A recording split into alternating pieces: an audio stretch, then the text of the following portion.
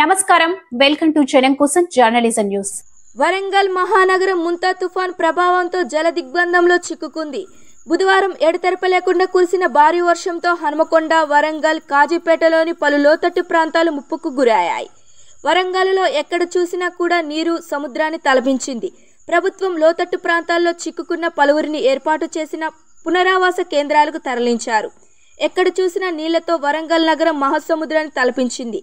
వరంగల్, హనుమకొండ జిల్లా కలెక్టర్ వివిధ అధికారులను సమన్వయం చేస్తూ ఎలాంటి అవాంఛనీయ సంఘటనలు చోటు చేసుకోకుండా ప్రతి ఒక్కరిని పునరావాస కేంద్రాలకు తరలించారు.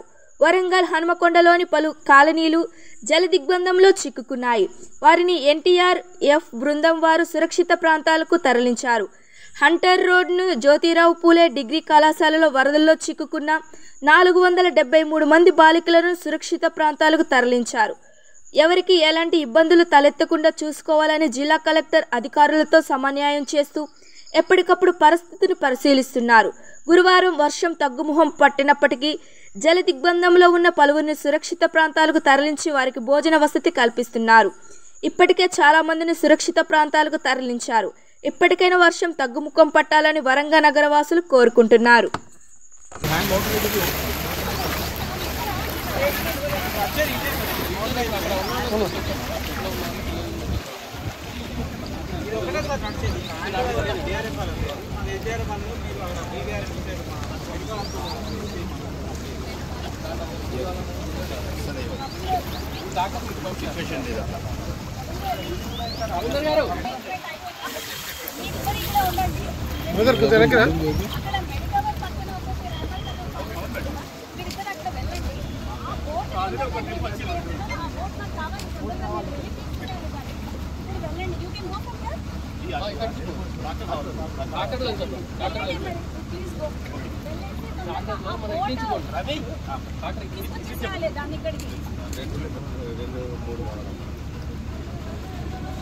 కూడా ఎక్కడ ఎలాంటి ఎవరికి ఇబ్బందులు కలగకుండా అయితే సహాయక చర్యలు చేపడుతున్న పరిస్థితి కనిపిస్తుంది. అదేవిధంగా ట్రాఫిక్ కి సంబంధించి కూడా ప్రతి ఒక్క అధికారి ప్రెజెంట్ అయితే పబ్లిక్ ఇబ్బంది కలగకుండా, వాహనదారులకు ఇబ్బంది కలగకుండా అన్ని విధాలుగా అయితే ప్రెజెంట్ సహాయక చర్యలు చేపడుతున్న పరిస్థితి.